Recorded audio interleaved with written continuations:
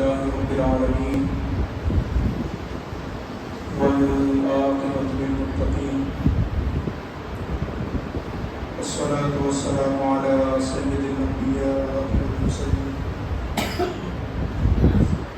أما بعد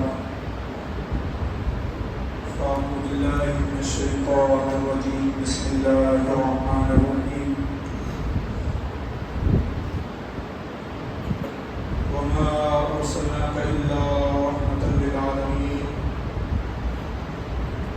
آمنت بالله صدق الله العظيم غوث عالم بمنی بيثر ساما مدد لہدی مدد کعبہ ایمان مدد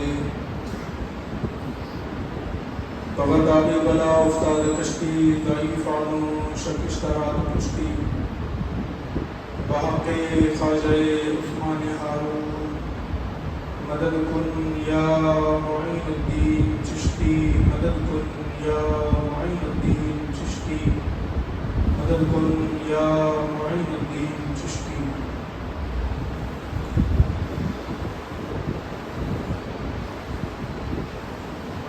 لائق صد احترام استاد گرامی حضرت علامہ مولانا حافظ محمد شریف قادری نظامی صاحب اللہ مقدس اللہ العالی وباوقار اہل سنت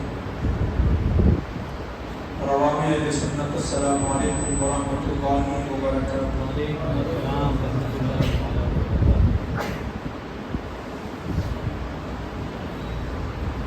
آئیے سب سے پہلے ہم سب مل کر آقائے نامدار مدینے کے تاجدار دونوں عالم کے مالک و مختار منبد خضرا میں آرام فرمانے والے آقا انیس بے کسا چارہ سازے دردمندہ ہم غریبوں کے غمخوار فخر آدم و بنی آدم جناب احمد مجتبی محمد مصطفیٰ ارواحنا فدا صلی اللہ تعالی علیہ وسلم کی بارگاہ میں اپنے غلامی کا ثبوت دیتے ہوئے آواز بلند درود پاک کا نذرانہ عقیدت پیش کرے پڑھے اللہم صلی علی سیدنا و شفیعنا و حبیبنا و مولانا محمد مبارک وسلم صلی علیہ صلاۃ و سلام علیک یا رسول اللہ صلی اللہ علیہ وسلم۔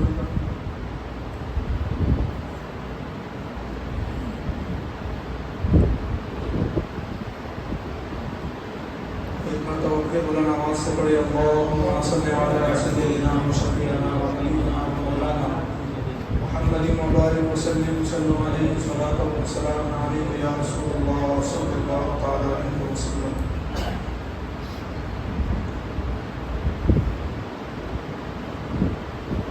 اللہ رب العزت قرآن مجید فرقان حمید میں ارشاد فرماتا ہے وما ارسلناک الا رحمۃ للعالمین، ہم نے نہیں بھیجا مگر دونوں عالم کے لیے رحمت بنا کر۔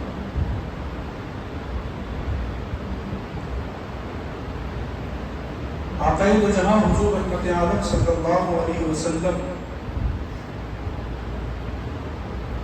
اللہ تبارک و تعالیٰ کی رحمت بن کر کے تشریف لائے۔ اس کے متعلق کچھ گفتگو سے قبل آئیے میں اپنے گفتگو کا آغاز کچھ اشعار کے ساتھ کرنا چاہتا ہوں اور امید کرتا ہوں کہ آپ حضرات بھی میرا ساتھ دیں گے۔ ساتھ دیں گے انشاءاللہ۔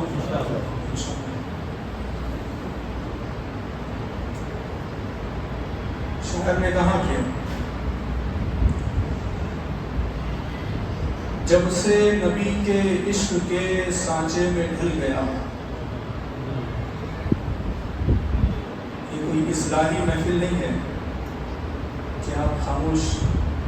रहेंगे। ये रहमतुल लिल आलमीन की महफिल है, इसलिए आपको खामोश नहीं रहना है। जब से नबी के इश्क के सांचे में ढल गया, नक्शा मेरी हयात का पल में बदल गया।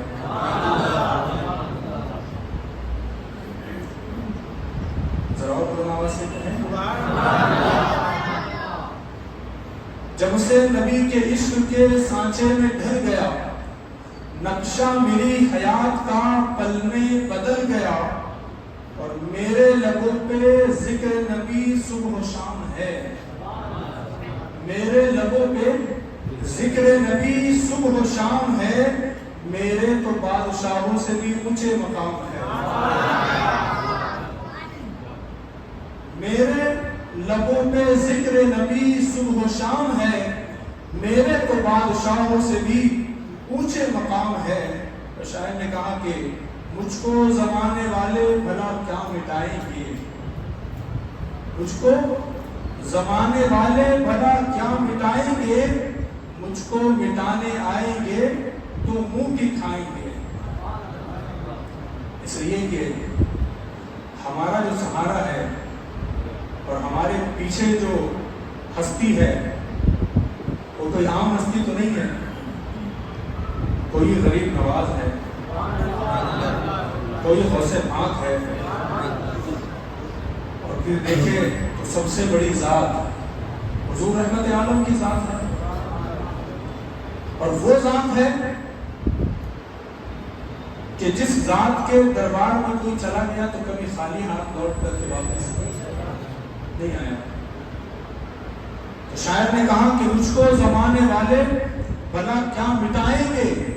मुझको मिटाने आएंगे तो मुंह की खाएंगे, जब भी सताने आएगी दुनिया की गर्दिशें। ये जो अशार कंप्लीट हो रहा है, इस पर आपने खामोश नहीं रहना। मुझको जमाने वाले भला क्या मिटाएंगे, मुझको मिटाने आएंगे तो मुंह की खाएंगे, जब भी सताने आएगी दुनिया की गर्दिशें, मेरी मदद तो खुद मेरे सरकार आएंगे। मेरी मदद तो खुद मेरे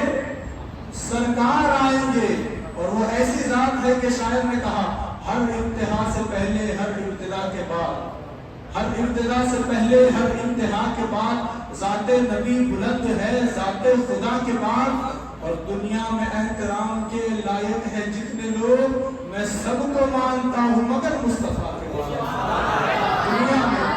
एहतराम के लायक है जितने लोग, मैं सबको मानता हूँ मगर मुस्तफा के बाद। शायर ने कहा आगे कि दौलत पे मुझको नाज न शोहरत पे नाज है, दौलत पे मुझको नाज ना शोहरत पे नाज है, मुझको रसूल पाक की उल्फत पे नाज है। दौलत पे मुझको नाज ना शोहरत पे नाज है, मुझको रसूल पाक की उल्फत पे नाज है, मुझको रसूल पाक की उल्फत पे नाज है। और शायर ने कहा कि कोसों दूर मुझसे ये रंजो अलम हुआ, कोसों दूर मुझसे ये रंजो अलम हुआ, मुझ पर रसूल पाक का ऐसा करम हुआ। कोसों दूर मुझसे ये रंजो अलम हुआ, मुझ पर रसूल पाक का ऐसा करम हुआ। एक शायर, उसके बाद अपनी गुफ्तगू का आगाज। शायर ने कहा कि उस दिल में उजालों का बसेरा नहीं होता, उस दिल में उजालों का बसेरा नहीं होता, सरकार ना आते तो सवेरा नहीं होता। उस दिल में उजालों का बसेरा नहीं होता, सरकार ना आते तो सवेरा नहीं होता। और आका की विलादत पे जो करते हैं चरागा, आका की विलादत पे जो करते हैं चरागा, आंगन में कभी उनके अंधेरा नहीं होता। आका की विलादत पे जो करते हैं चरागा, آنگن میں کبھی ان کے اندھیرا نہیں ہوتا، سرکار نہ آتے تو سویرا نہیں ہوتا۔ اللہ رب العزت نے ایسی ذات کا امتی ہمیں بنایا ہے کہ جس کو اللہ رب العزت نے رحمت للعالمین بنا کر کے بھیجا، اور آج کے جلسے کا عنوان بھی وہی ہے، جشن رحمت للعالمین۔ اللہ نے اس ذات کو رحمت للعالمین بنا کر کے بھیجا۔ اب میرے نبی علیہ الصلوۃ والتسلیم کے جو ذات ہے رحمت للعالمین، آپ دیکھیں رحمت اگر کم ہو تو بھی انسان پریشان ہو جاتا ہے، رحمت اگر زیادہ ہو تو بھی پریشان ہو جاتا ہے۔ اس لیے کہ آپ کو گرمی لگ رہی ہے تو آپ پریشان ہیں، لیکن اگر آپ کو کچھ زیادہ ہی ہوا لگ رہی ہے تو اور زیادہ پریشان ہو جائیں۔ گرمی لگ رہی ہے تو بھی پریشان ہے، اگر بہت زیادہ ہوائیں چلنے لگ گئی تو بھی پریشان ہے۔ آپ کو پیاس لگی ہے تو بھی پریشان ہے، زیادہ پانی پی لیا تو بھی پریشان ہے۔ آپ کو بھوک لگی ہے تو بھی پریشان ہے، زیادہ کھانا کھا لیا تو بھی پریشان ہے۔ تو اللہ تبارک و تعالیٰ کی جو عطا ہے اس کے اندر انسان کو اگر کم مل جائے تو بھی پریشانی، زیادہ مل جائے تو بھی پریشانی۔ انسان کو ایک لیول پر ہر ایک چیز چاہیے، اس کے معیار کے مطابق چاہیے، جتنی ضرورت ہے اس مطابق چاہیے۔ اور آپ دیکھیے اللہ رب العزت نے کیا فرمایا، ایک ہے رحمت اور ایک ہے زحمت۔ اگر رحمت کم ہو جائے تو بھی زحمت ہے، بہت زیادہ ہو جائے تو بھی زحمت ہے۔ تو اللہ رب العزت نے کیا فرمایا، وما ہم نے نہیں بھیجا، وما ہم نے نہیں بھیجا ارسلناک الا رحمتا للعالمین، مگر رحمت بنا کر۔ مطلب حضور ایسے رحمت للعالمین ہے کہ جو حضور کے سائے میں چلا جائے گا اس کو نہ کبھی کم ہو سکتا ہے نہ حد سے زیادہ ہو سکتا ہے، وہ ہمیشہ ایک متواتر، ہمیشہ اس مقام پر ہی رہے گا، کبھی وہ پریشان نہیں ہوگا۔ اس لیے تو آپ دیکھیں صحابہ کرام کی زندگی ہر لحاظ پر ان کے لیے حضور رحمت عالم صلی اللہ علیہ وسلم کی رحمتیں کافی تھی۔ تو اب رحمت کی ڈیفینیشن کمپلیٹ ہو گئی۔ اب آپ دیکھیے اللہ رب العزت نے اپنے رسول کو رحمت للعالمین بنایا اور یہ اعلان کیا کہ رسول میں تمہیں صرف رحمت بنا کر کے نہیں بھیج رہا ہوں بلکہ رحمت للعالمین بنا کر کے بھیج رہا ہوں۔ رسول میں تمہیں صرف مسلمانوں کے لیے رحمت بنا کر کے نہیں بھیج رہا ہوں، رسول میں تمہیں صرف انسانوں کے لیے رحمت بنا کر کے نہیں بھیج رہا ہوں، میں تمہیں صرف جنات کے لیے رحمت بنا کر کے نہیں بھیج رہا ہوں، میں تمہیں صرف جانوروں کے لیے رحمت بنا کر کے نہیں بھیج رہا ہوں، میں تمہیں صرف پرندوں کے لیے رحمت بنا کر کے نہیں بھیج رہا ہوں، بلکہ میں تمہیں رحمت للعالمین بنا کر کے بھیج رہا ہوں، میں تمہیں دونوں عالم کے لیے رحمت بنا کر کے بھیج رہا ہوں۔ اب ان دونوں عالم کے اندر جتنی مخلوق ہے میں تمہیں ہر مخلوق کے لیے رحمت بنا کر کے بھیج رہا ہوں۔ جیسے خدا رب العزت نے فرمایا الحمدللہ رب العالمین، تمام تعریف ہے اس کی جو تمام عالمین کا رب ہے۔ خدا رب العزت نے فرمایا کہ تمام تعریف ہے اس کے لیے جو تمام عالمین کا رب ہے۔ تو اللہ تبارک و تعالیٰ نے یہ اعلان کر دیا وما ارسلناک الا رحمتا للعالمین، اور یہ بتا دیا لوگوں کو، لوگوں جس جس ذرے کا میں رب ہوں، جس جس قطرے کا میں رب ہوں، جس جس دنیا کا میں رب ہوں، جس جس انسان کا میں رب ہوں، اس کے لیے میرے رسول رحمت ہے، اس کے لیے میرے رسول رحمت ہے۔ اور حضور رحمت عالم علیہ السلام جب تشریف لائے تو صرف مسلمانوں کے لیے رحمت بن کر کے نہیں تشریف لائے، بلکہ حضور رحمت عالم جہاں مسلمانوں کے لیے رحمت ہے وہی کافروں کے لیے بھی رحمت ہے، جہاں انسانوں کے لیے رحمت ہے وہی جانوروں کے لیے بھی رحمت ہے، جہاں فرشتوں کے لیے رحمت ہے وہی جنات کے لیے بھی رحمت ہے۔ گویا کہ اللہ نے ہر ایک مخلوق پر حضور رحمت عالم کو رحمت بنا کر کے بھیجا، اسی لیے تو آپ دیکھیں دنیا کی ہر مخلوق میرے نبی سے پیار کرتی ہے، میرے نبی سے محبت کرتی ہے۔ آپ دیکھیے وہ صحابہ کرام کہ جب ان سے وہ گناہ ہو جاتے،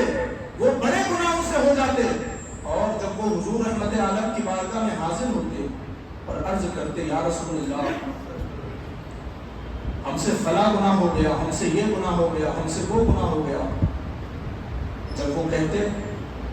تو حضور رحمت عالم صلی اللہ علیہ وسلم رب کے بارگاہ میں ان کی بخشش کے لیے دعا کرتے، اللہ تبارک و تعالی حضور کی دعا کے صدقے ان کی بخشش فرما دیتا، حضور کی دعا کے صدقے ان کی بخشش ہو جایا کرتی۔ تو اللہ تبارک و تعالیٰ نے حضرت عیسیٰ علیہ السلام کے 571 سال کے بعد ایسا رسول بھیجا کہ جب وہ رسول دنیا میں آیا تو وہ ہر ایک کے لیے رحمت بن کر کے آیا، اس لیے کہ آپ دیکھیں وہ عرب کا ماحول کہ جس عرب کے ماحول کے اندر اتنا ظلم بھر چکا تھا، اس عرب کے ماحول کے اندر اتنی نفرتیں بھر چکی تھی، اس عرب کے ماحول کے اندر اتنا اندھیرا آ چکا تھا، اس عرب کے ماحول کے اندر اتنی ظلمت اور جہالت آ چکی تھی۔ جب اللہ کے رسول علیہ الصلوۃ والتسلیم اس دنیا کے اندر تشریف لائے تو آپ دیکھیں، آپ کو پتا چلے گا جب حضور تشریف لائے اس زمانے کے اندر، اس جہاں کے اندر مکہ مکرمہ اور عرب کے اطراف کے اندر ایسی جہالت بسی ہوئی تھی، لوگ خانے کعبے کا طواف ننگے ہو کر کے کیا کرتے تھے۔ جب حضور تشریف نہیں لائے تھے اس وقت مکے کا حال یہ تھا، لوگ خانے کعبہ کا طواف ننگے ہو کر کے کیا کرتے تھے، خانے کعبہ کے صحن میں بیٹھ کر کے لوگ شراب پیا کرتے تھے۔ اس وقت جہالت کا حال یہ ہو گیا تھا، وہ صفا و مروہ کی پہاڑیاں جن پر دوڑنے سے اللہ لوگوں کے گناہوں کو معاف کرتا ہے، لیکن لوگوں کی جہالت کا حال یہ ہو چکا تھا، لوگ صفا و مروہ کی پہاڑیوں پر جاتے تھے لیکن وہ وہاں دوڑنے کے لیے نہیں جاتے تھے بلکہ وہاں جا کر کے وہ زنا کیا کرتے تھے۔ صفا و مروہ کی مقدس پہاڑیاں ہوتی تھی، یا رسول اللہ آپ جلدی تشریف لائے تاکہ یہ ظلم سے ہمیں نجات مل سکے۔ حضور رحمت عالم صلی اللہ علیہ وسلم کی تشریف آوری سے پہلے صفا و مروہ کی پہاڑیوں پر لوگ زنا کیا کرتے تھے، اللہ نے ان لوگوں پر ایسا عذاب نازل کیا، ان کے زنا اور گناہ کرنے کی وجہ سے ایسا عذاب نازل کیا کہ جو زنا کرنے والے لوگ تھے اللہ نے اسی وقت ان کو پتھر اور مورتیوں میں تبدیل کر دیا۔ جب وہ پتھر اور مورتیوں میں تبدیل ہو گئے تو پھر ان کو دیکھ کر کے لوگوں نے عبرت حاصل نہیں کی، حالانکہ ہونا یہ چاہیے تھا، لوگ ان کو دیکھتے اور سمجھ جاتے کہ یہ گناہ مت کرو اس لیے کہ یہ گناہوں کی وجہ سے عذاب آیا ہے، لیکن لوگوں نے اس سے عبرت حاصل نہیں کی، بلکہ اللہ نے جن کو گناہوں کی وجہ سے پتھر اور مورتیوں کا بنا دیا تھا وہی لوگ جا کر کے ان پتھر اور مورتیوں کی پوجا کرنے لگے، وہاں شرک کا ماحول پرکھنے لگا۔ آپ دیکھیں وہ مکہ مکرمہ کا ماحول جہاں پر جب ماں بوڑھی ہو جایا کرتی تھی اس کے گلے میں رسی ڈال کر کے بیٹے خود اس کو بازار میں جا کر کے بیچ دیا کرتے تھے، ماں جب بوڑھی ہو جایا کرتی تھی اس کو بازار میں بیچ دیا جاتا تھا، باپ جب مر جایا کرتا تھا اللہ اکبر تو پھر بیٹے اپنی ماں کے ساتھ زنا کیا کرتے تھے۔ اس زمانے کے اندر حال یہ ہو چکا تھا، بھائی اپنے صغیر بہنوں سے نکاح کیا کرتے تھے، اس زمانے کا حال یہ ہو چکا تھا، اپنی بیٹیوں کو زندہ دفن کر دیا جاتا تھا۔ مکہ مکرمہ کے اندر ایسا جہالت کا ماحول تھا، ایسی تاریکی کا ماحول تھا، لیکن آپ دیکھیں تو صحیح جب اللہ تبارک و تعالیٰ کی مشیت نے یہ اعلان کیا کہ اب ظلمت بہت ہو گئی دنیا میں، اب تاریکی بہت ہو گئی دنیا میں، اب ظلم و ستم کی داستان بہت رقم ہو گئی دنیا میں، اب میں اس رسول کو بھیجنے والا ہوں کہ جو رسول تشریف لائے گا تو ظلم و ستم کے اندھیروں کو دور کر دے گا، اب میں اس رسول کو بھیجنے والا ہوں کہ جب وہ رسول دنیا میں تشریف لائے گا اللہ اس کے قدموں سے دنیا کو نور سے جگمگا دے گا، اس کے قدموں سے اللہ تبارک و تعالیٰ پوری دنیا کو جگمگا دے گا۔ آپ دیکھیں تو صحیح وہ کعبہ جس کعبے کا طواف ننگے ہو کر کے لوگ کیا کرتے تھے، جس کے صحن کے اندر بیٹھ کر لوگ شراب پیا کرتے تھے، میرے مصطفیٰ جب تشریف لائے ہیں تو میرے مصطفیٰ کی آمد کا فائدہ یہ ہوا، میرے مصطفیٰ کی آمد کی برکتیں یہ ظاہر ہوئی کہ وہ کعبہ جس کا طواف ننگے ہو کر کے کیا جاتا تھا اس کے صحن میں بیٹھ کر شراب پی جاتی تھی، لیکن جب میرے مصطفیٰ کے قدم اس خانے کعبہ کے صحن میں بڑے ہیں، اس کا خانے کعبہ کے صحن میں جب مصطفیٰ کے قدم بڑے ہیں تو اب اس خانے کعبہ کے صحن کے اندر بیٹھ کر کے کوئی شراب نہیں پیتا ہے، بلکہ میرے مصطفیٰ نے کعبے کو وہ عزت عطا فرمائی ہے کہ اس کعبے کے صحن میں جو لوگ بیٹھ کر کے شراب پیا کرتے تھے مصطفیٰ کے آنے کے بعد اللہ اکبر وہی لوگ اس جگہ کو اپنی سجدگاہ بنانے لگ گئے، اسی جگہ سجدہ کرنے لگ گئے، اسی جگہ نماز ادا کرنے لگ گئے، وہ काबा जिसकी कोई इज्जत लोग न किया करते थे, मेरे मुस्तफा के आने की वजह से अल्लाह ने काबे को भी इज्जत अता फरमाई। मुस्तफा की आमद जब हुई तो आप देखे वो माँ जिनको बाजार में बेच दिया जाता था, मुस्तफा के आने की बरकत से अल्लाह ने माँ को भी इज्जत अता फरमाई। वो बहन जिसके साथ उसका सगा भाई निकाह कर लिया करता था, जब मेरे मुस्तफा तशरीफ लाए हैं, अल्लाहु अकबर, मेरे मुस्तफा की आमद की वजह से अल्लाहु अकबर, अल्लाह तबारक व तआला ने बहनों को उनका मकाम अता फरमाया। जब मेरे मुस्तफा की आमद हुई है तो वो बच्चियां जिनको जिंदा दफन कर दिया जाता था, मेरे मुस्तफा की आमद हुई है तो अल्लाह तबारक व तआला ने उनको जिंदगी अता फरमाई। फिर कोई बाप अपनी बेटी को जिंदा दफन न कर सका जब मुस्तफा की विलादत हुई है। उसके पहले की तारीख यह है कि जब भी कोई बेटी पैदा होती थी, बाप उस बेटी को जिंदा दफन करना बाइस फख्र समझता था और समाज में अपना सर उठा करके चलने को फख्र समझता था और बड़े फख्र से कहा करता था कि मैं वो हूँ जिसने अपनी 3 बेटियों को जिंदा दफन किया है। कोई कहता मैं वो हूँ जिसने अपनी 4 बेटियों को जिंदा दफन किया, कोई कहता मैं वो हूँ जिसने अपनी 7 बेटियों को जिंदा दफन किया है। वो अपनी बेटियों को जिंदा दफन करना बाइस फख्र समझते थे, लेकिन जब मेरे मुस्तफा की विलादत हुई है तो बेटियों पर मुस्तफा का ऐसा करम हुआ है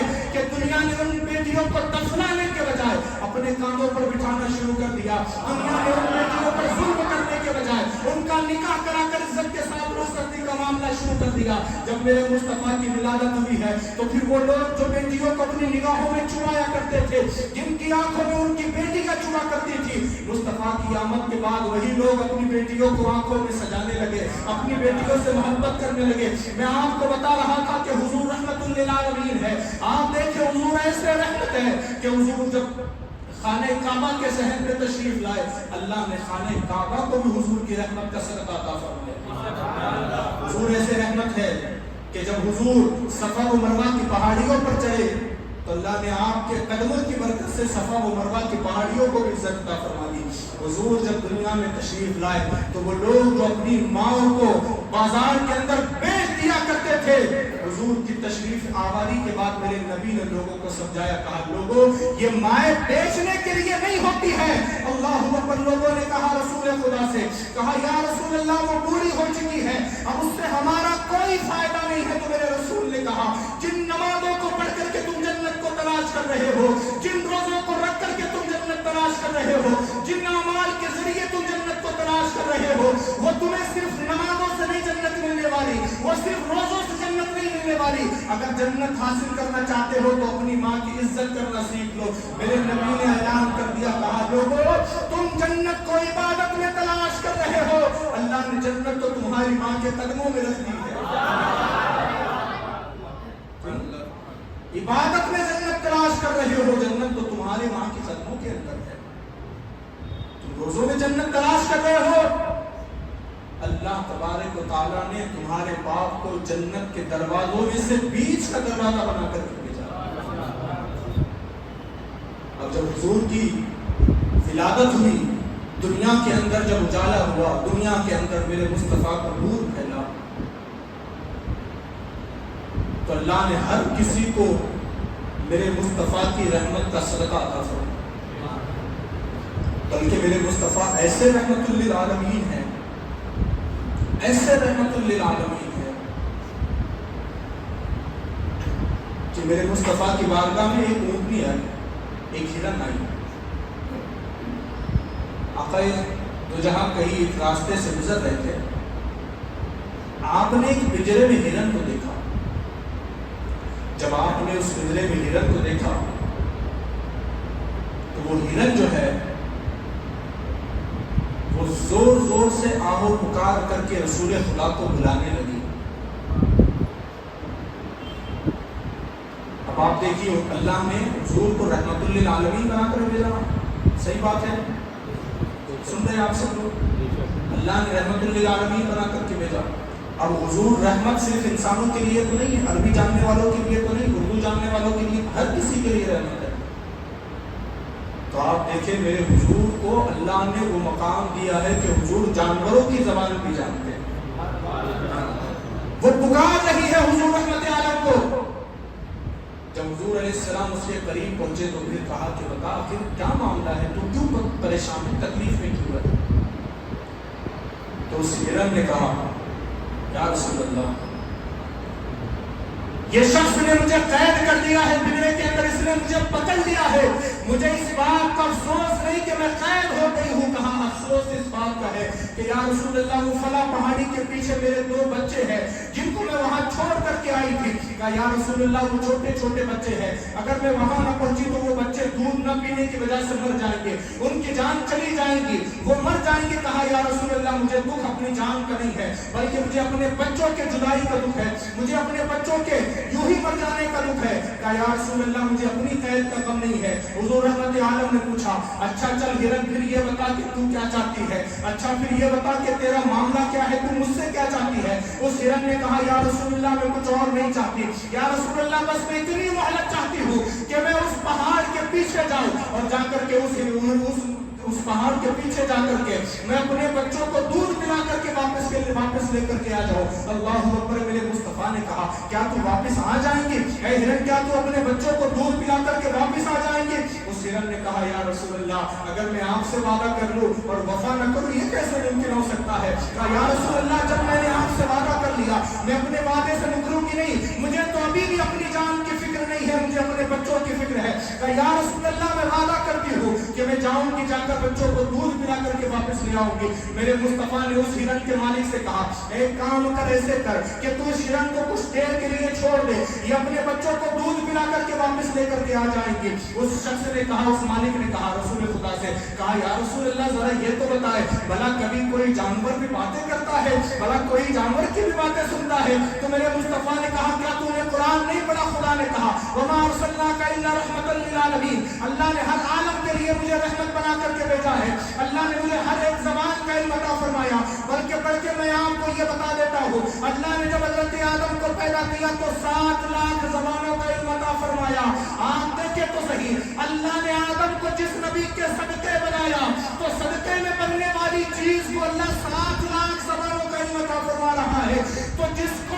کے صدقے اللہ نے یہ کائنات بنایا ہے، جب اس نبی مکرم کو اللہ نے پیدا کیا ہوگا تو کتنا علم عطا فرمایا ہوگا۔ اللہ اکبر۔ سورن کے مالک نے کہا یا رسول اللہ اگر آپ کہتے تو میں چھوڑ دیتا ہوں۔ اللہ اکبر۔ سورن کو چھوڑ دیا گیا، مصطفیٰ وہاں کھڑے ہو گئے۔ اس ہرن کے مالک نے کہا یا رسول اللہ آپ چلے جائیں، آپ کو رکنے کی کوئی ضرورت نہیں ہے۔ تو میرے مصطفیٰ نے کہا نہیں، میں وعدہ خلافی نہیں کرتا، میں یہاں اس وقت تک کھڑا رہوں گا جب تک وہ ہرن لوٹ کر کے واپس نہیں آ جاتی۔ آپ دیکھیں تو صحیح ایک ہرن کے لیے مصطفیٰ نے مشقت برداشت کی، وہاں رسول خدا کھڑے رہے۔ اللہ اکبر۔ وہ مالک دیکھ کر کے بڑا حیران ہوا، وہ بڑا پریشان ہوا، وہ مسلمان نہیں تھا لیکن چونکہ وہ جانتا تھا جو محمد رسول اللہ کہتے ہیں وہ سچ ہوتا ہے، ان کی زبان سے کبھی کسی نے جھوٹ نہیں سنا ہے، اس نے مان لیا آپ کی بات کو۔ اور وہاں حضور رحمت عالم کھڑے ہوئے، ایک سایہ دار درخت کے نیچے کھڑے ہو گئے۔ کچھ دیر گزری تھی تو ادھر سے دور سے 2 ہرن کے بچے اور ایک ہرن کی ماں ادھر سے چلی آ رہی تھی، ادھر سے چلتی آ رہی تھی۔ یہ جو ہرن جس نے پکڑا تھا وہ مالک بڑی غور سے دیکھنے لگا اور سوچنے لگا کیا یہ وہی ہرن ہے جو میں نے پکڑا تھا، کیا یہ وہی ہرن ہے جو رسول خدا نے چھوڑا تھا، کیا یہ وہی ہرن ہے جو رسول خدا نے چھوڑا تھا؟ اللہ اکبر۔ جب وہ بڑی غور سے ٹکٹکی باندھتے ہوئے دیکھنے لگا تو پھر میرے مصطفیٰ نے کہا لے تیرا شکار واپس آ رہا ہے۔ اس شخص نے کہا یا رسول اللہ آج تک تو میں نے کبھی نہیں سنا کہ جس جانور کو شکار کر لیا جائے، ایک بار جو جانور شکار سے چھوٹ جاتا ہے وہ واپس کبھی پنجرے میں نہیں آتا۔ آخر یہ کیسا معاملہ ہے کہ شکاری شکار جاتا بھی ہے اور اپنے بچوں کو ساتھ لے کر کے واپس بھی آتا ہے؟ تو میرے مصطفیٰ نے کہا وہ کوئی اور شکار ہو کے جو پنجرے میں سے چھوٹ کر کے جب جاتے ہیں تو واپس نہیں آتے، یہ واپس آ رہا ہے۔ کہا کیوں واپس آ رہا ہے؟ تو میرے رسول نے کہا اس لیے کہ یہ اس کو تو بعد میں بیچے گا لیکن پہلے یہ میری بارگاہ میں بک چکا ہے۔ اللہ اکبر۔ یہ ہرن میری بارگاہ میں فروخت ہو چکا ہے، کہا اس کا مالک میں بن چکا ہوں، کہا اس لیے یہ یہاں سے واپس نہیں، یہ یہاں سے مجھ سے وعدہ خلافی کر کے نہیں جائے گا۔ اب آپ دیکھیں ادھر سے ہرن اور اس کے 2 بچے آ رہے ہیں۔ جب وہ قریب پہنچے، پنجرے کے قریب پہنچے تو پھر دیکھے تو صحیح وہ پنجرے کا دروازہ مالک نے کھولا، مالک نے دروازہ کھولا تو وہ ہرن اور اس کے 2 بچے خود بخود اس کے پیچھے پنجرے کے اندر چلے گئے۔ جب وہ پنجرے کے اندر چلے گئے تو وہ مالک تو بڑا حیران ہو گیا، کہا یہ کیسا معجزہ ہے، بڑا جانور بھی کبھی لوٹ کر کے آ سکتے ہیں؟ اس سے بڑی تعجب کی بات یہ ہے کہ یہ محمد رسول اللہ صلی اللہ علیہ وسلم ان جانوروں کی زبان کیسے جانتے ہیں؟ تو ایک شاعر نے یوں کہا وہ سمجھتے ہیں بولیاں سب کی وہی بھرتے ہیں جولیاں سب کی آئے بازار مصطفیٰ میں چلے کھوٹے سکے وہی پہ چلتے ہیں کھوٹے سکے وہی پہ چلتے ہیں جب وہ ہرن پنجرے میں قید ہو گئی تو اس مالک نے کہا یا رسول اللہ یہ تو بڑا عجیب معاملہ ہے میرے مصطفیٰ نے کہا چل اب ایسا کر یہ بڑے وفادار ہرن اور اس کے بچے ہیں چل ایسا کر میں چاہتا ہوں کہ تو اس ہرن اور اس کے بچوں کو مجھے بیچ دے فروخت کر دے اللہ اکبر اس شخص نے کہا یا رسول اللہ اس میں بیچنے والی کیا بات ہے میں نے تو اب آپ کو دیکھ لیا ہے اب تک تو میں کسی اور کا تھا لیکن آپ ان بچوں کو خریدنے کی بات کرتے ہو یا رسول اللہ آپ کے اس معجزے کو دیکھنے کے بعد میں خود آپ کے قدموں میں بک چکا ہوں اس لیے کہ جب تک بکانا تھا تو کوئی پوچھتا نہ تھا تم نے خرید کر ہمیں انمول کر دیا کہا یا رسول اللہ آپ تو یہ ہرن کو خریدنے کی بات کرتے ہو میں خود آپ کے قدموں میں بک چکا ہوں جب میرے مصطفیٰ سے اس نے یہ کہا میں یہ آپ کو ہبا کرتا ہوں دے دیتا ہوں بغیر کوئی قیمت کے تو میرے مصطفیٰ نے کہا اچھا تو یہ بغیر قیمت کے مجھے دے دیتا ہے ہبا کر دیتا ہے کہا ہاں میں ہبا کر دیتا ہوں میرے مصطفیٰ نے کہا اگر تو نے یہ مجھے دے دیا ہے اگر یہ مجھے ہبا کر دیا ہے تو اب میں ان ہرنیوں کو آزاد کر دیتا ہوں میرے مصطفیٰ نے کہا اے ہرن اور اس کے بچوں جاؤ محمد رسول اللہ تمہیں آزاد کر دیتا ہے اب سے تمہاری زندگی آزاد ہے اور اب مصطفیٰ جان رحمت نے تمہیں آزاد کر دیا ہے قیامت تو آ سکتی ہے تمہیں کوئی اور قید نہیں کر سکتا آج کے بعد تمہیں کوئی پنجرے میں قید نہ کرے گا اس لیے کہ جسے محمد رسول اللہ آزاد کر دے بھلا پھر اس کا کوئی کیا بگاڑ سکتا ہے اللہ اکبر وہ آپ دیکھیں تو صحیح میرے مصطفیٰ نے ہرن کے لیے وہاں مصطفیٰ کھڑے رہے میرے مصطفیٰ وہاں کھڑے رہے ان ہرن کو خریدا اور ان ہرن کو جب اس مالک نے دے دیا تو اب جب وہ مصطفیٰ کو ہبا ہو گئی ہرن تو اب مصطفیٰ صلی اللہ علیہ وسلم اگر چاہتے ان ہرن اور اس کے بچوں کو لے جاتے اپنے گھر اور گھر لے جا کر کے رکھتے چاہے تو ان کو پالتے چاہے تو ان کو ذبح کر دیتے مصطفیٰ پر اختیار تھا اس لیے کہ وہ مالک نے مصطفیٰ کو ہرن دے دی تھی لیکن آپ دیکھیں یہی سے تو پیغام ملتا ہے اگر مصطفیٰ اس ہرن کو اپنے ساتھ لے کر کے آتے تو رحمت للعالمین کا ایک پہلو ادا ہوتا دوسرا ادا نہ ہوتا اگر مصطفیٰ لے کر کے آ جاتے تو وہ جو ہرن کا مالک تھا اس کے لیے حضور رحمت ہوتے لیکن یہ ہرن تو قید ہو کر مصطفیٰ کے ساتھ جاتی اس کے لیے حضور رحمت نہیں ہوتے اس لیے مصطفیٰ نے اس ہرن کو خرید کر آزاد کر دیا اور بتا دیا کہ میں محمد رسول اللہ صرف انسانوں کے لیے رحمت بن کر کے نہیں آیا ہوں بلکہ جانوروں کے لیے رحمت بن کر کے آیا میں صرف انسانوں کے لیے نہیں جانوروں کے لیے رحمت بن کر کے آیا ہوں اور پھر وہ ہرن کے کیا کمال اے ہرن تجھ پر ہمارے ماں باپ قربان تجھے مصطفیٰ نے خریدا تجھے مصطفیٰ نے آزاد کیا اے ہرن تیرے مقدروں کا کیا کہنا تو نے اپنی آنکھوں سے محبوب دو جہاں کا دیدار کیا تو پھر شاعر نے کہا کہ جسے عشق کی ہوا لگی اسے پھر نہ دعا لگی نہ دوا لگی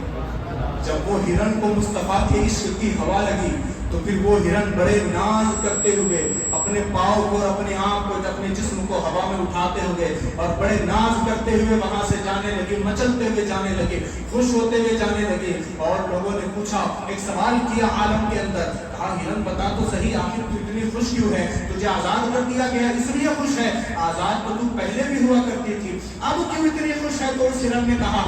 اس لیے میں زیادہ خوش ہوں آزاد تو پہلے بھی تھی لیکن پہلے کی آزادی کی بات الگ تھی اب کی آزادی کی بات الگ ہے کہا وہ کیسے اس لیے کہ میں پہلے آزاد تھی جب کوئی انسان چاہتا تو مجھے قید کر لیتا لیکن اب مصطفیٰ نے آزاد کر دیا ہے قیامت تک میں کیا میری آنے والی نسلوں کو بھی کوئی قید نہیں کر سکتا اس لیے میں ناز کرتے ہوئے اچھلتے ہوئے خوش ہوتے ہوئے جا رہی ہوں جب وہ شاعر نے یہ انداز دیکھا تو یوں کہا یہ ناز یہ انداز ہمارے نہیں ہوتے جھولی میں اگر ٹکڑے تمہارے نہیں ہوتے ملتی نہ اگر بھی حضور آپ کے در سے اس ٹھاٹ سے منتوں کے گزارے نہیں ہوتے اور بے نام ہی بک جائیے بازار نبی میں اس شان کے سودوں میں خسارے نہیں ہوتے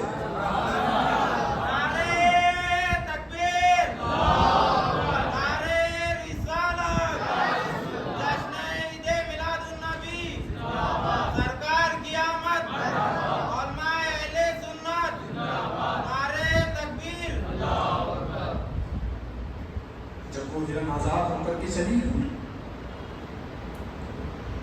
تو پھر وہاں سے لوگوں کو راستہ ملا کہ جو بازار نبی میں ایک بار بک جاتا ہے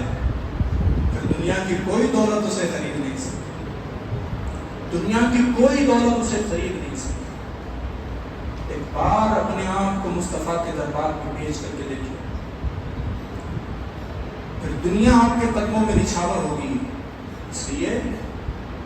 کہ یہ کوئی عام شخصیت نہیں, کوئی عام ذات نہیں ہے, بلکہ یہ رحمت للعالمین ہے. ایک شخص تھا, وہ بڑا بھوکا تھا, اس کے بچے بھی بھوک سے تڑپ رہے تھے. تو اس شخص وہ گھر سے باہر نکلا, سوچا کہ چلو میں جا کر کچھ انتظام کر دیتا ہوں تاکہ میرے بچوں کا کچھ گزارا ہو جائے. ظاہر سی بات ہے کوئی کام نہیں تھا.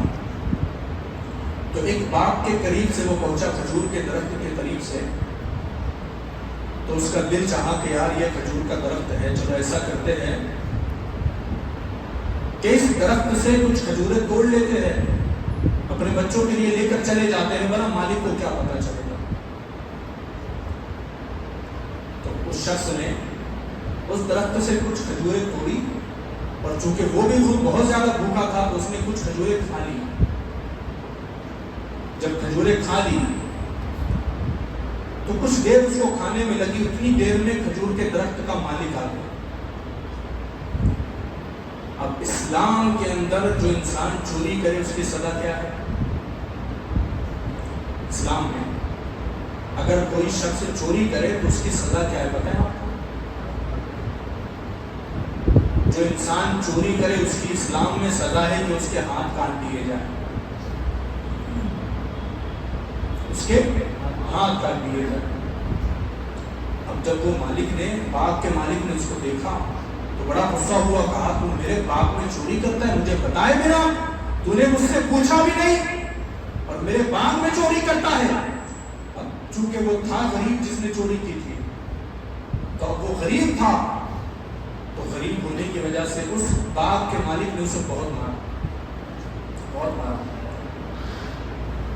نڈھال اس کو کر دیا, اور پھر اس کا ہاتھ پکڑا اور حضور رحمت عالم کی بارگاہ میں لے کر کے گیا. اور لے کر کے جانے کے بعد اس نے حضور رحمت عالم سے کہا, یا رسول اللہ, کہ اس نے میرے باغ میں چوری کی ہے. آپ کے اسلام کے اندر یہ سزا ہے کہ جو چوری کرتا ہے چوری کرنے والے کے ہاتھ کاٹ دیے جاتے ہیں. کہا یا رسول اللہ, مجھے قصاص چاہیے, اس کے ہاتھ کاٹ دیے جائے. اب آپ دیکھیں, ایک بیچارہ غریب ہے جو بھوک کی وجہ سے نڈھال ہے, اس کے بچے بھوک کی وجہ سے تڑپ رہے ہیں, اور اتنا کہ اس کو چوری کرنے پر مجبور ہونا پڑا جب وہ حضور کی بارگاہ میں پہنچے نا. تو اب دیکھیں, حضور صلی اللہ علیہ وسلم, رحمت تو اس مالک کے لیے بھی ہے, رحمت تو اس غریب کے لیے بھی ہے. حضور اس مالک کے لیے بھی رحمت ہے, اس غریب کے لیے بھی رحمت ہے. قرآن کا قانون ہے کہ جو چوری کرے اس کے ہاتھ کاٹ دیے جائے, لیکن یہ تو غریب ہے, اور اسلام کا قانون کسی غریب اور امیر کو نہیں دیکھتا. اس نے کہا اس کے ہاتھ کاٹ دیے جائے, میں انصاف چاہتا ہوں. رسول خدا نے اس کا حال دیکھا تو پھر وہ مالک سے کہا, باغ کے مالک سے کہا,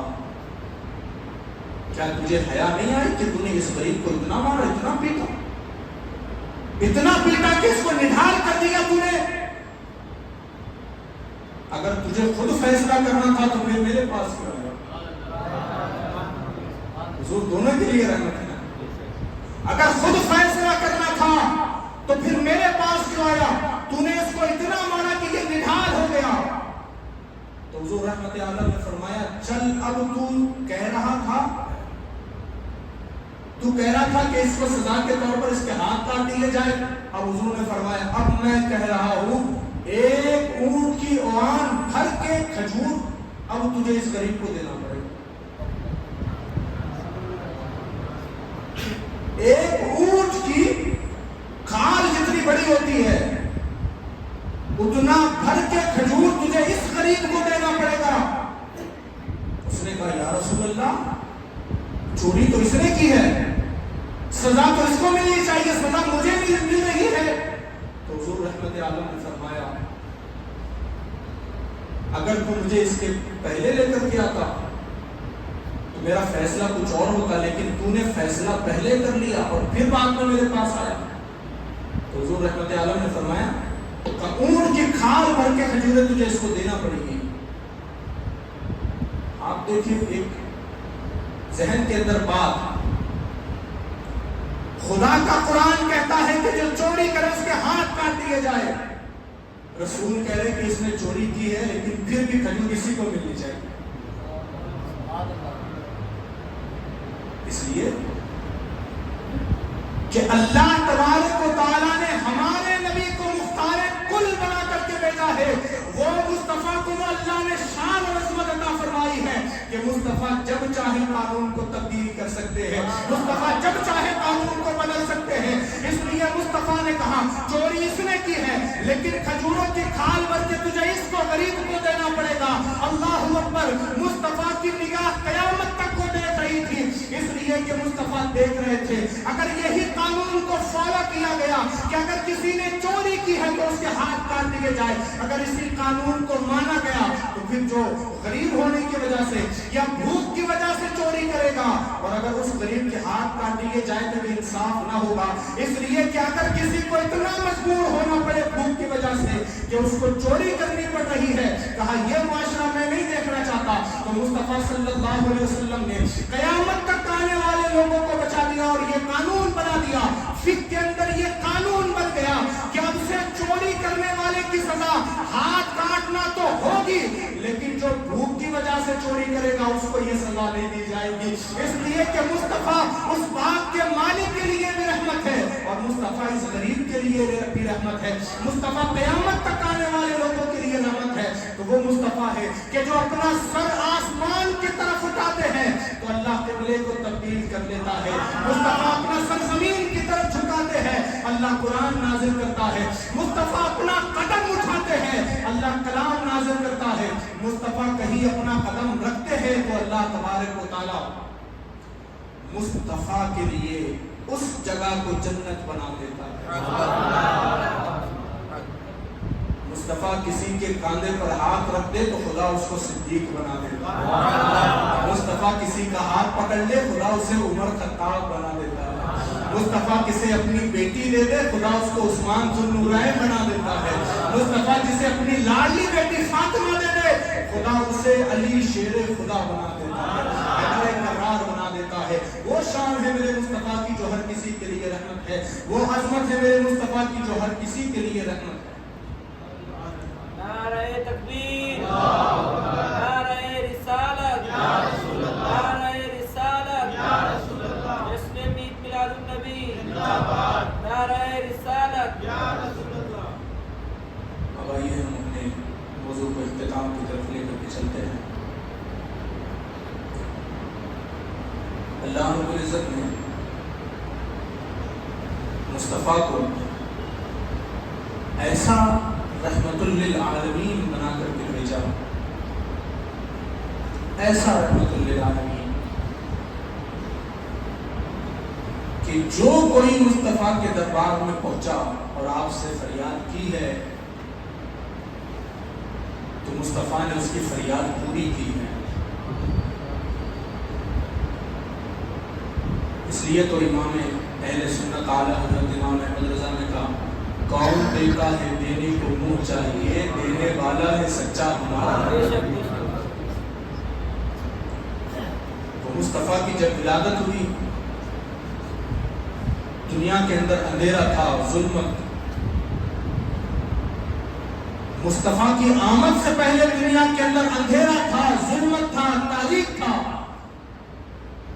لیکن جب مصطفیٰ آ گئے تو اللہ نے مصطفیٰ کے صدقے میں عالم کو روشن کر دیا۔ حتیٰ کہ حضرت سیدنا حضرت آمنہ رضی اللہ عنہ فرماتی ہے کہ جب میرے گھر میرے بیٹے محمد کی ولادت ہوئی تو ایسا نور پھیلا کہ میں اپنے گھر کی دہلان میں کھڑے ہو کر کے میں عراق کے محلات کو دیکھ سکتا ہوں۔ اپنے گھر کے آنگن میں کھڑے ہو کر کے اس نور کی وجہ سے مجھ پر دنیا کو اللہ نے روشن کر دیا. تو وہ نور والا جب تشریف لایا تو دنیا کے اندر سے ظلمت کا خاتمہ ہوا, اندھیرے کا خاتمہ ہوا. حضرت آدم علیہ السلام کو جب رب العزت نے بنایا نا تو پھر حضرت آدم علیہ السلام سے کہا, آدم کیا تو جانتا ہے؟ آدم حضرت آدم نے دیکھا ہر درخت, جنت کے ہر درخت کے پتے پر محمد کا نام لکھا, جنت کے ہر دروازے پر محمد کا نام لکھا, ہر جگہ نام دیکھا. تو عرض کی, مولا یہ محمد کون ہے جس کا نام ہر جگہ لکھا ہوا ہے؟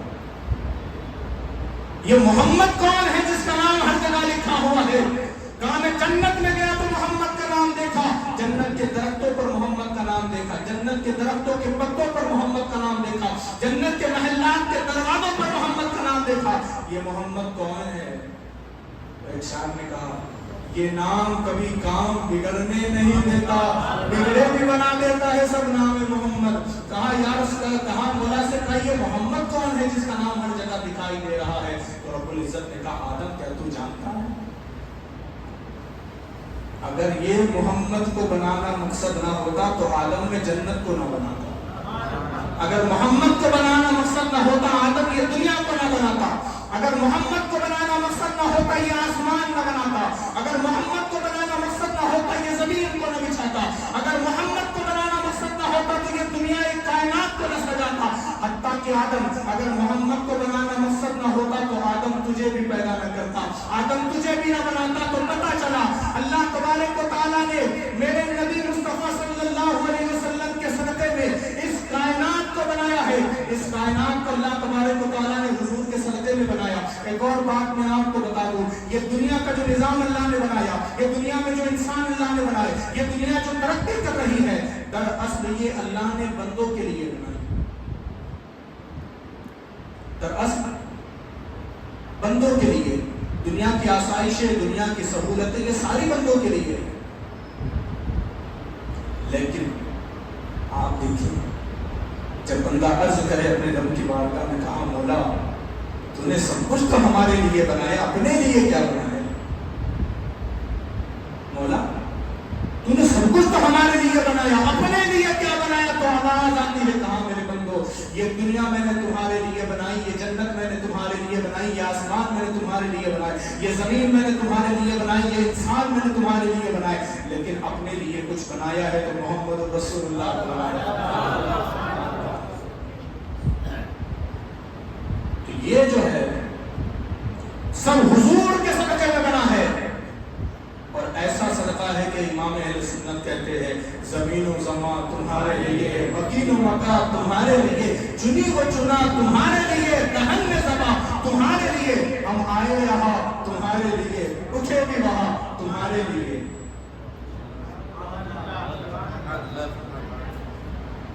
میں کہوں گا کہ یہ زمین و زمان تو آپ نے کہنا ہے, زمین و زمان مکین و مکہ بنے تو جہاں, دہن میں زباں وطن میں ہے جا, ہم آئے یہاں اٹھے بھی وہاں.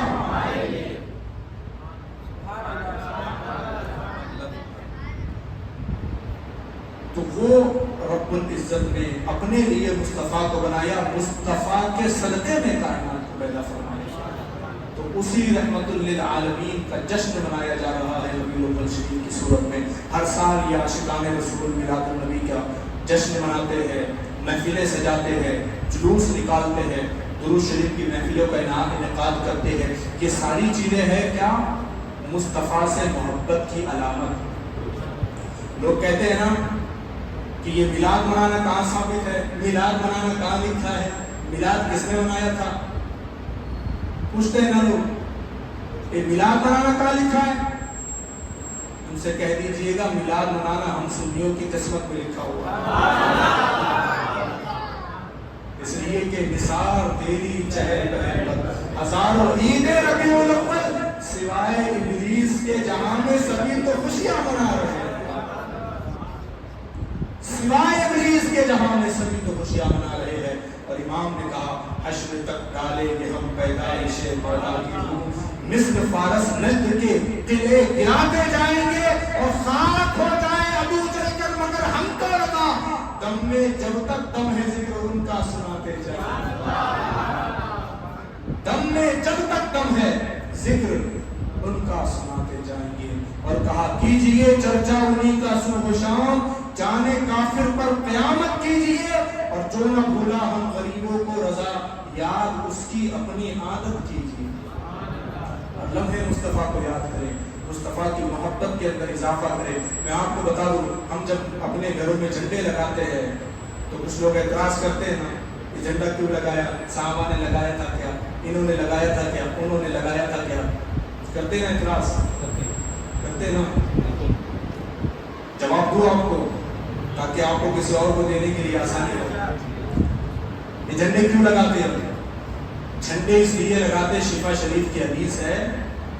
حدیث میں آیا ہے کہ جب مصطفیٰ کی ولادت ہوئی تو اللہ نے جبریل کو 3 جھنڈے لے کر کے بھیجا حضرت جبریل علیہ السلام نے ایک جھنڈا مشرق میں گاڑا ایک مغرب میں گاڑا ایک کعبے کی چھت کے اوپر آپ نے جھنڈا گاڑا تو ہمیں جھنڈا لگانے کا ثبوت وہاں سے ملا اس لیے تو امام نے کہا روح النبی نے گاڑا کعبے کی چھت پہ جھنڈا تا عرش اڑا پھریرا صبح شب ولادت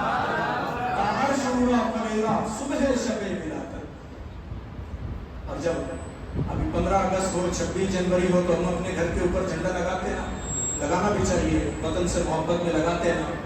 تو جب کسی کے گھر کے چھت پہ اگر وطن کی محبت میں اگر کوئی جھنڈا ہو کسی کے گھر کی چھت پہ ترنگا کسی کو نظر آ جائے تو وہ دور سے دیکھ کر کے کہتا ہے یار یہ مکان والا جو ہے نا حضور سے محبت یہ تو دور سے دیکھ کر کہتا ہے یار یہ مکان والا جو ہے نا یہ اپنے وطن سے بڑی محبت کرنے والا نظر آتا ہے اپنے وطن سے بڑی محبت کرتا ہے اسی لیے تو اس نے اپنے گھر کی چھت پہ وطن کا جھنڈا لگایا تو اگر گھر پہ ترنگا لگایا جائے تو اس سے پتہ چلتا ہے یہ وطن سے محبت کرتا ہے اس لیے ہم اپنے گھروں پر پرچم رسالت لگاتے ہیں تاکہ لوگوں کو پتہ چل جائے یہ نبی سے محبت کرنے والا یہ نبی سے محبت کرنے والا ایک اور فائدہ آپ کو بتا دوں اپنے گھر کی چھت پہ اگر جھنڈا لگائے نا تو ایک فائدہ ہوتا ہے ترنگا لگائے تو دور سے دیکھ کر کے کوئی یہی بولے گا ہاں ہوگا کوئی یہ وطن سے محبت کرنے والا لیکن پرچم رسالت اگر اپنے گھر پہ لگائے تو فائدہ کیا ہے بتاؤ اپنے گھر کی چھت پہ جب تو آپ نے مصطفیٰ کا پرچم لگایا پرچم رسالت لگایا تو فائدہ یہ ہوتا ہے جب خدا روزی کے فرشتوں کو صبح صبح بھیجتا ہے تمہارے گھروں میں تو وہ پرچم لگے ہوئے گھر دور سے نظر آ جاتے ہیں اور جن گھروں پہ پرچم لگے تو دور سے نظر آتے ہیں تو آپ دیکھیں تو صحیح اگر کسی کے گھر پہ وطن کا جھنڈا لگا ہو تو انسان کہتا ہے یار یہ تو اپنا ہے کسی کے گھر پہ رسالت کا پرچم لگا ہو تو فرشتے کہتے ہیں یار یہ تو اپنا ہے خدا کی ساری رحمتیں اور نعمتیں اٹھاؤ اور اسی گھر کی دہلیز پہ لا کر کے رحمتیں خدا کی چھوڑ دو خدا کی برکتیں اسی کے گھر پہ دے دو یہی تو فائدہ ہے اور میلاد النبی جب آتا ہے تو لوگ اعتراض کرتے حضور کے پیدائش پر جشن کیوں مناتے ہو کسی کے گھر میں بچہ پیدا ہوتا ہے تو گھر والا خوشی مناتا ہے یا بازو والا کون مناتا ہے گھر والا مناتا ہے نا تو اس سے پتہ چلتا ہے مصطفیٰ کی ولادت پر خوشی وہی مناتا ہے جو مصطفیٰ کا غلام ہوتا ہے مصطفیٰ کا عاشق ہوتا ہے جو باہر والا ہوتا ہے اسے کوئی خوشی نہیں اسے کوئی خوشی نہیں خوشی وہی منائے گا جو مصطفیٰ کا عاشق ہوگا تو ہم ربیع الاول شریف میں خوشیاں مناتے ہیں ربیع الاول شریف میں جھنڈے لگاتے ہیں اپنے گھروں کو لائٹنگ سے سجاتے ہیں ماشاءاللہ یہ مسجد بھی سجی ہے اور پوری گلی آپ لوگوں نے سجائی ہے مسجد کے ذمہ داران اور ہمارے استاد گرامی حافظ شریف صاحب قابل مبارکباد ہے اور آپ لوگوں تک یہ دلائل پہنچانے کے لیے انہوں نے اس پروگرام کو بھی آرگنائز کیا اللہ ان تمام کا حضرت کو ہمارے استاد گرامی کو بدلہ عطا فرمائے ہمیں چاہیے کہ ہم اسی طرح سے مصطفیٰ کا میلاد مناتے رہے ہر سال مناتے رہے تاکہ اللہ تبارک و تعالی ہمارا شمار مصطفیٰ کے غلاموں میں لکھ دے اللہ تبارک و تعالی ہم تمام کو توفیق عطا فرمائے کہنے سننے میں جو غلطی ہو اللہ اپنے فضل و کرم سے معاف فرما لے استغفر اللہ ربی من کل ذنب واتوب الیہ لا الہ الا اللہ محمد رسول اللہ صلی اللہ علیہ وسلم السلام علیکم ورحمۃ اللہ